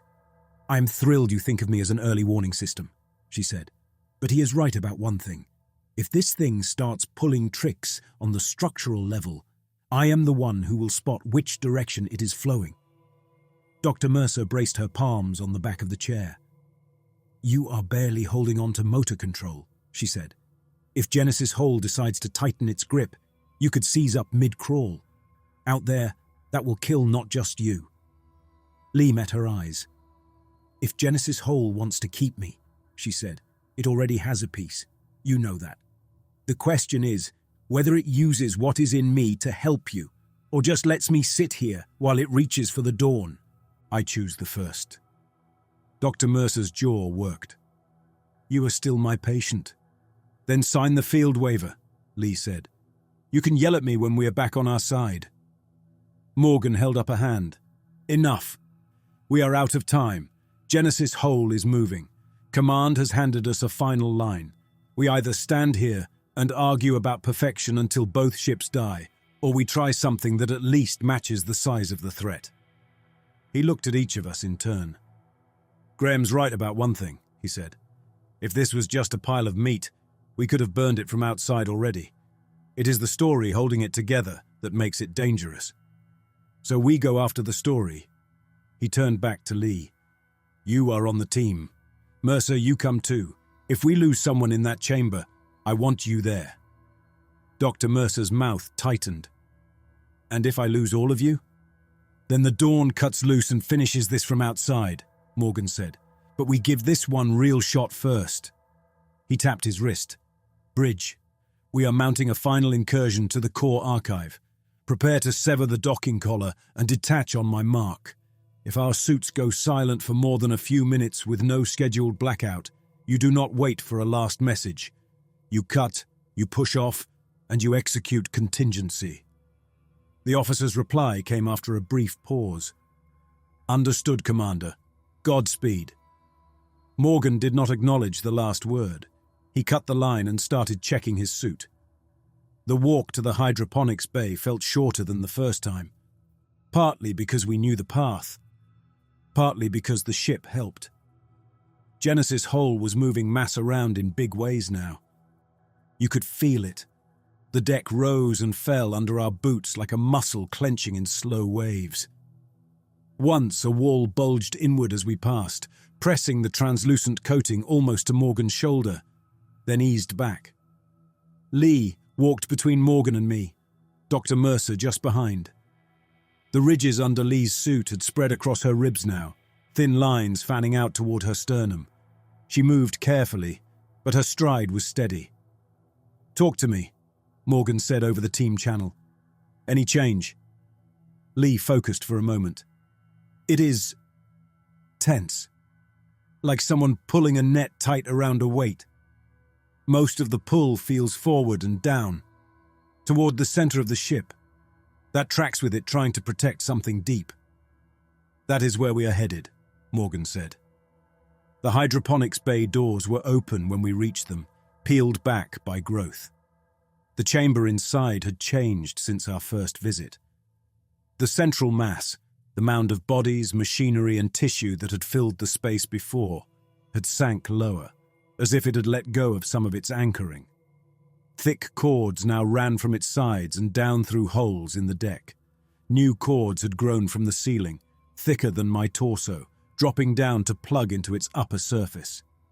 The old hydroponic racks had almost completely vanished into the mass.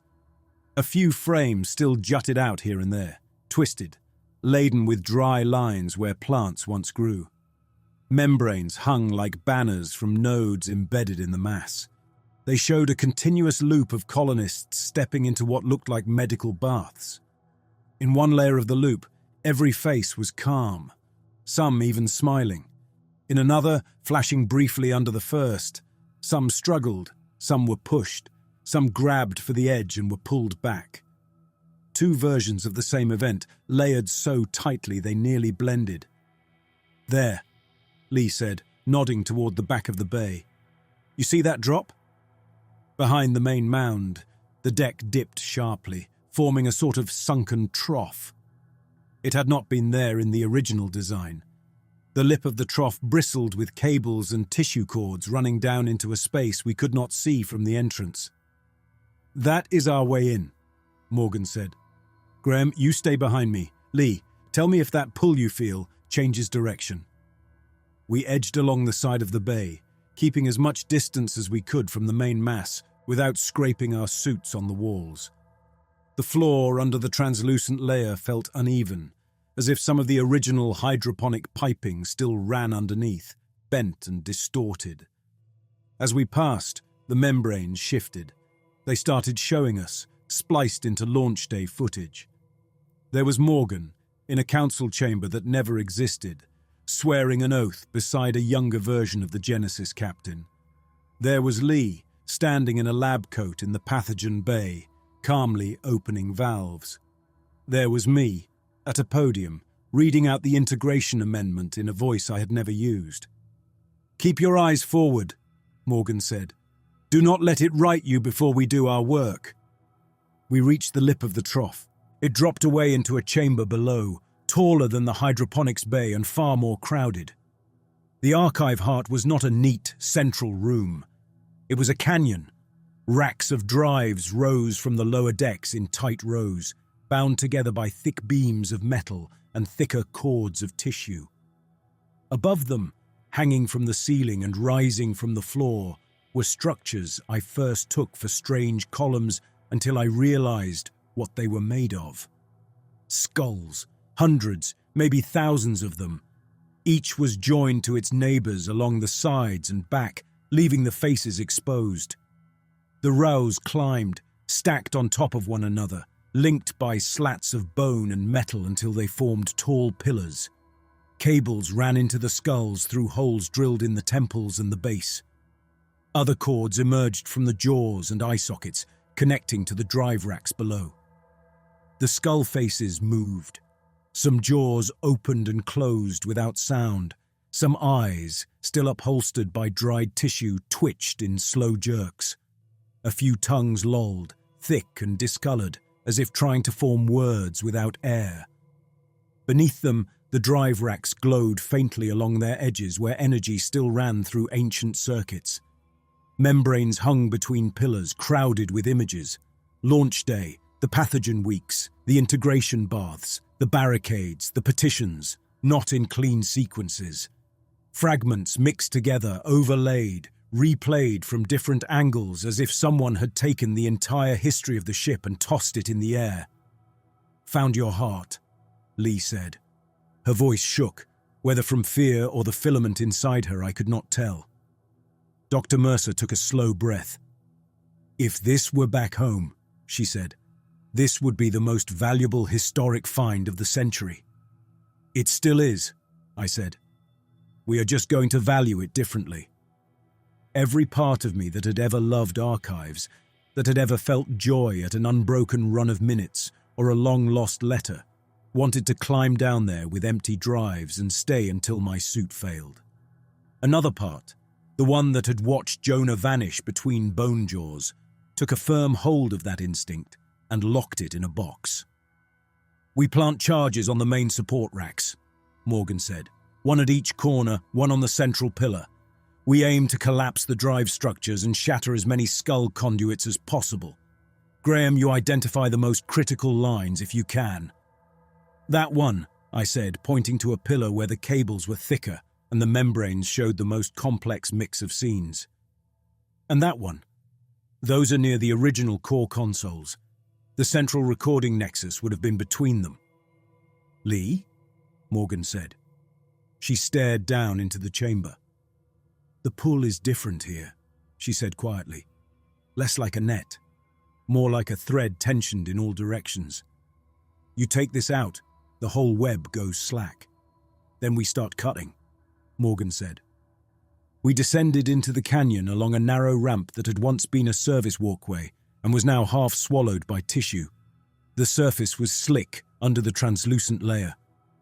I kept one gloved hand on the wall, feeling the faint flutter of whatever passed for circulation in this place. The voices began when we reached the drive level, not audio from the speakers. Voices in the room. Each skull that still had enough anatomy made small sounds. Hisses of air drawn through teeth, bits of words, names, pleas, orders. Some overlapped, forming a constant low mutter that rose and fell with no clear pattern. Do not listen, Morgan said. Easy to say. One skull near my shoulder had the jaw stretched wide enough to show the hinge joint fully. A cable ran between its teeth like a bit. As I passed, the jaw moved. "Stop!" it wheezed. The word rasped out of dried throat tissue like old paper scraping on stone. I kept walking. Morgan and Lee moved ahead, picking the support points.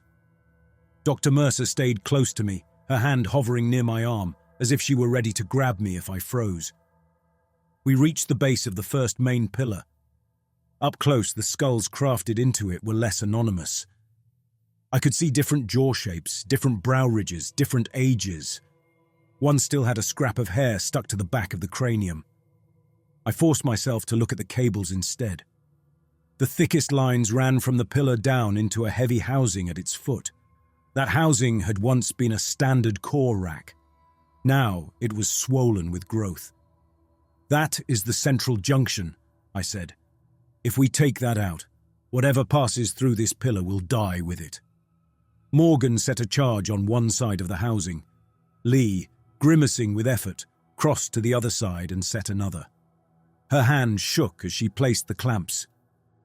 "How are you doing?" I asked. She shot me a short glance.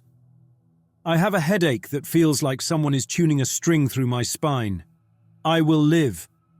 We made our way around the chamber, repeating the process at each key point. At every pillar, the skull mutter changed tone, though I could not have said how. At one, the voices sounded almost like laughter. At another, every rasped word had the rhythm of pleading. At the central pillar, the cables were so dense they made a kind of collar around the skulls. The faces within craned and strained, as if trying to push forward. Some snapped blindly at the air, as if they could feel our body heat through the suits. As I helped Morgan set the last charge, something bit my glove. I hissed and jerked my hand back. A skull near my elbow had twisted enough to clamp its teeth onto my fingers. The suit material held, but the force of the bite sent a shock up my arm. I heard a crunch in my hand, sharp and deep. "You all right?" Morgan asked. I flexed my fingers. Pain flared in the knuckles. 2, maybe 3 broken bones, I said. Nothing that will stop me from pressing a button. One of the skull's eyes watched me out of a dry socket, the remnant of an optic nerve twitching. It did not let go immediately. I had to pry its jaws open with the pry tool and pull my hand free. "Graham," a voice said. This time it was not the skull. It was Genesis Hole. The sound came from every direction in the chamber.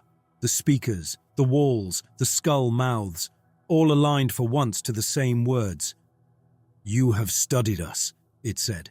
"You know what we are. You know what we carry. Why do you try to erase us?" Lee took a step back, as if something had tugged her. Her head tilted slightly, not in a way that belonged to her. "We preserve," she said. The words came out layered, her voice and the colony voice braided together.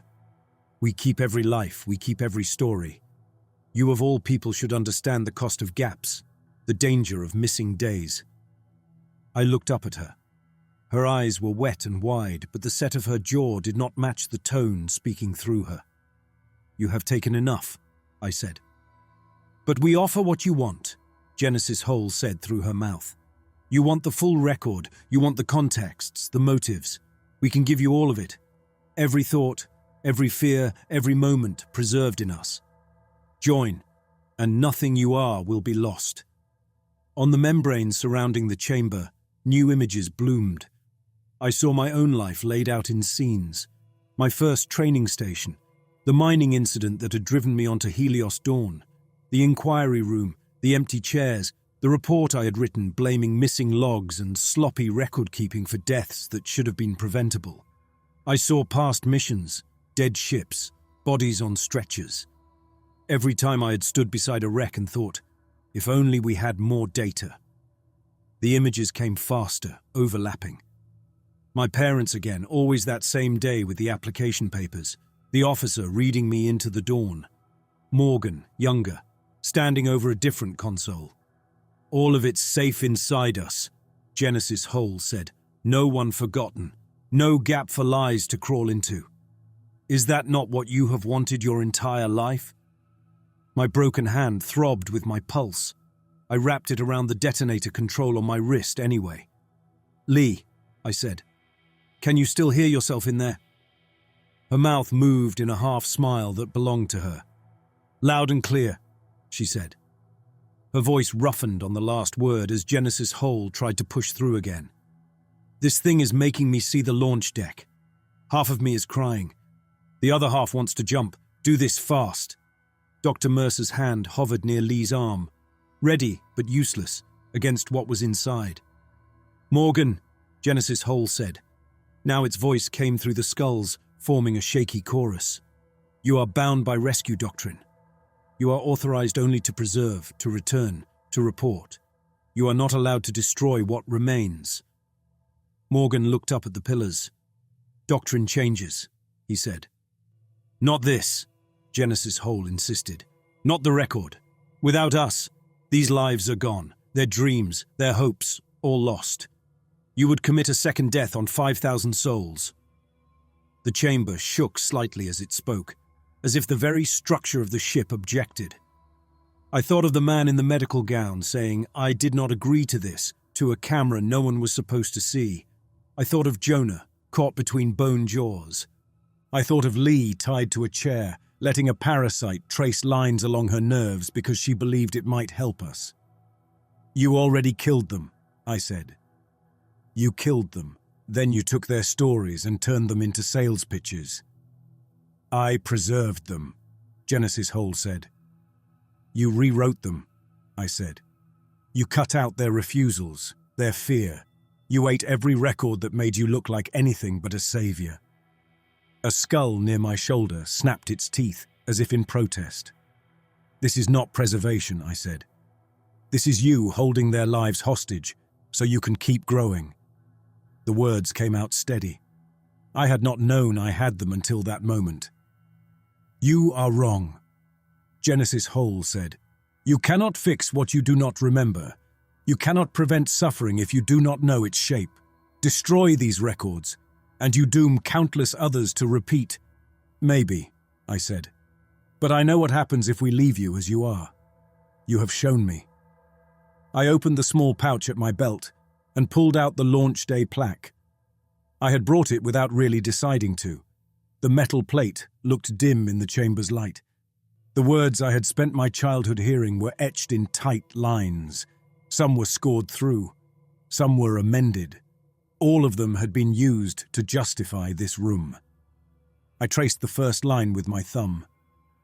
No one is expendable, I read under my breath. Every life carried forward. My hand shook. Then I slid the plate into a different pocket on my chest. One piece, I said. You can keep everything else. Morgan watched me. That is your token, he said. It is proof it was real, I said. And proof this happened, all of it. The rest, we are not equipped to hold. He nodded once. Lee's ridges tightened again. Her breath came in short pulls. It is pulling, she said. It can feel what you're about to do. Then we do it now, Morgan said. Charges are set. Davenport. He stopped himself. Davenport had been one of our other mission engineers on a previous run. Habit almost brought the name out. Harper, he corrected. Any last structural concerns? Try not to stand under anything that looks like it wants to fall on your head, she said. And if everything starts to tilt, aim for the highest door. Sound advice, Morgan said. He looked at me. Graham, he said, you started this. You finish it. I understood what he meant. I tightened my broken hand around the detonator. Genesis Hole, I said. For what it is worth, I am sorry. You are erasing us, it said. You are destroying the only complete record of what happened here. I am making sure you cannot use those lives to trap more, I said. Your story ends in this room. The rest is ours. Then I pressed the control. The blast did not feel like an explosion at first. It felt like the world dropped half a meter and then got caught. A deep, blunt force hit the floor.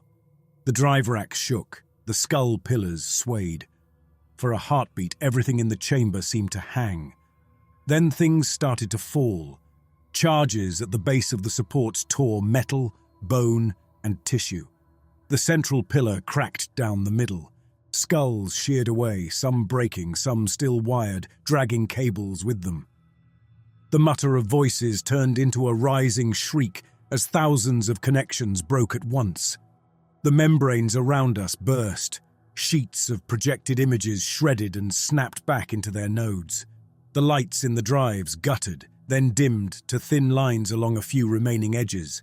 A piece of fractured rack swung down toward us. Morgan grabbed my arm and yanked me aside.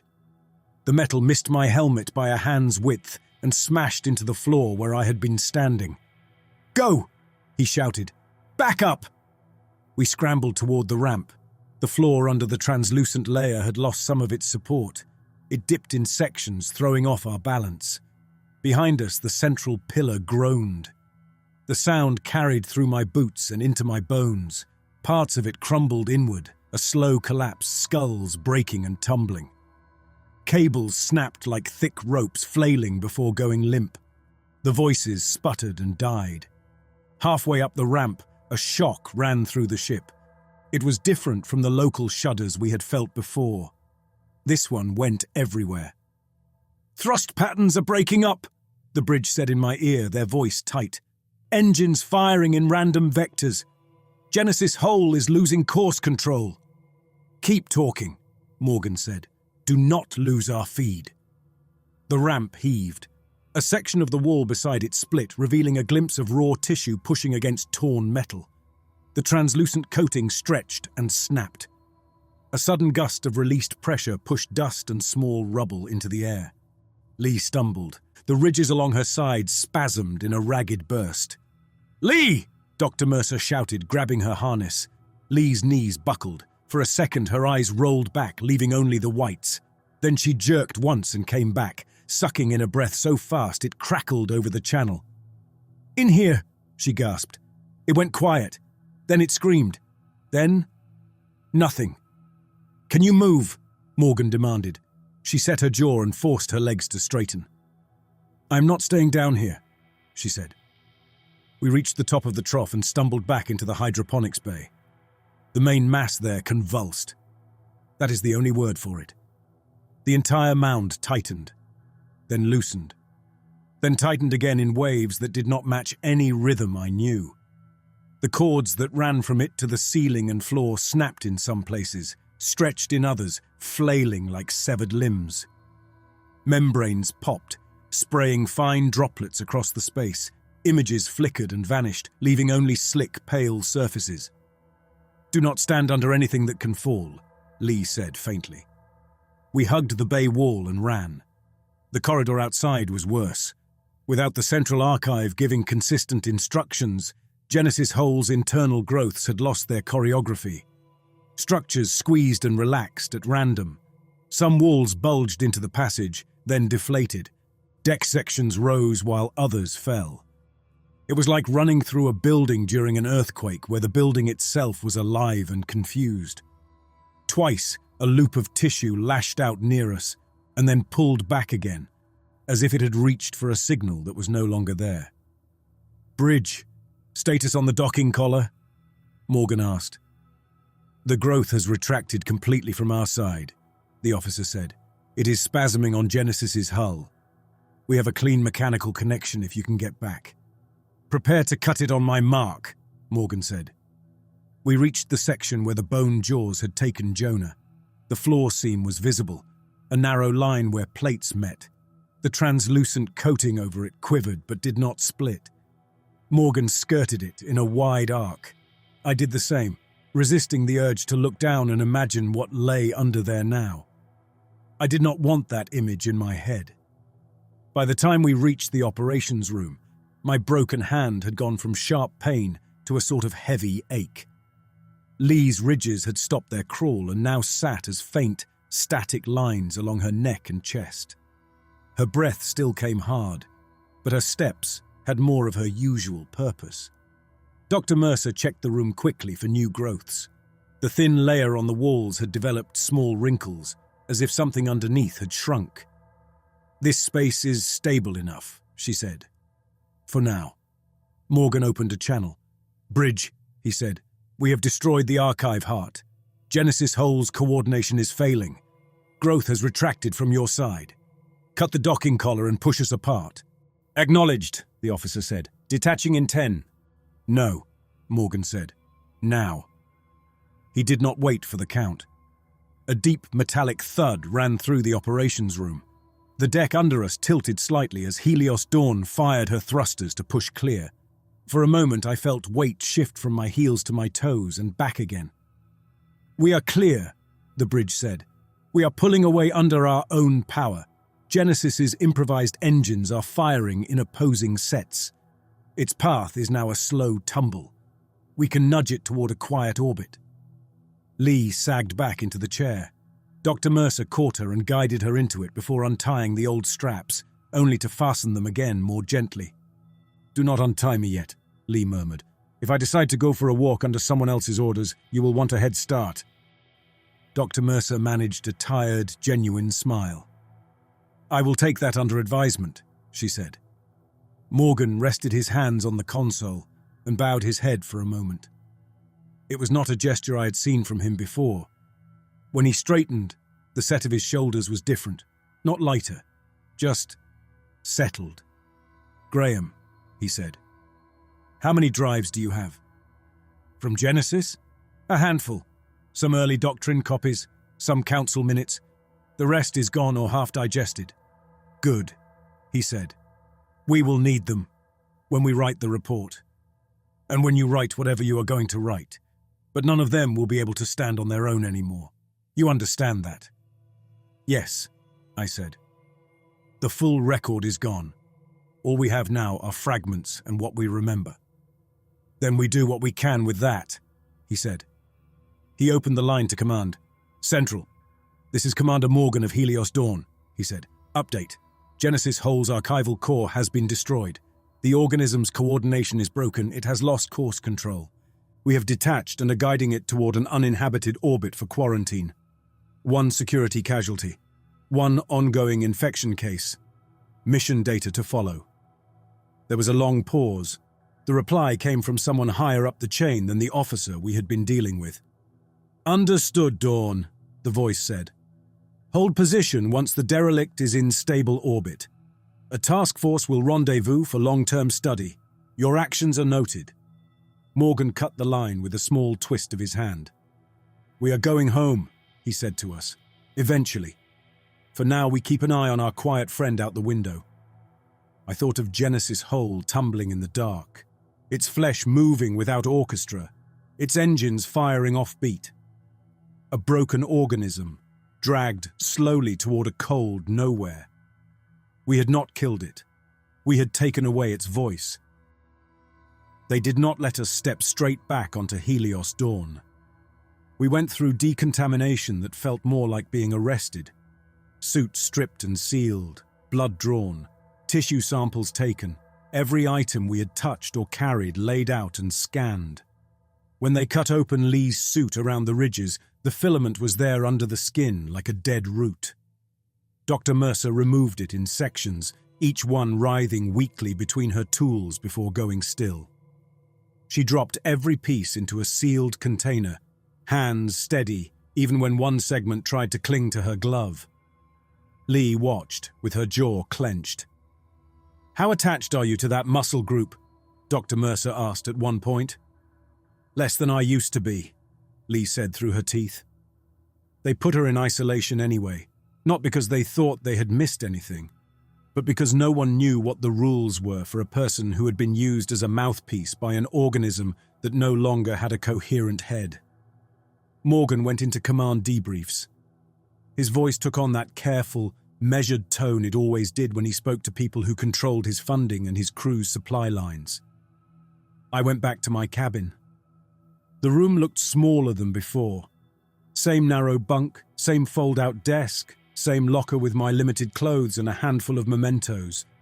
The only difference was that the plaque I had carried out of Genesis now sat on the desk, propped against the wall. The metal was scorched along one edge. Shrapnel from the blast had kissed it. The first line of text was still clear. No one is expendable. I sat down. My broken hand rested in a rigid brace.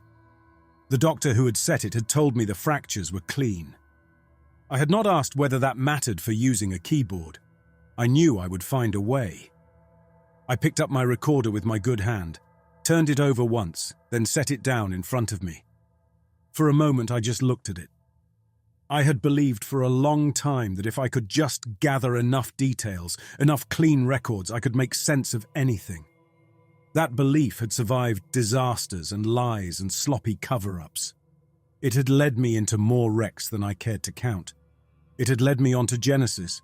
Now I knew better. Not because information was useless, but because no record stood on its own.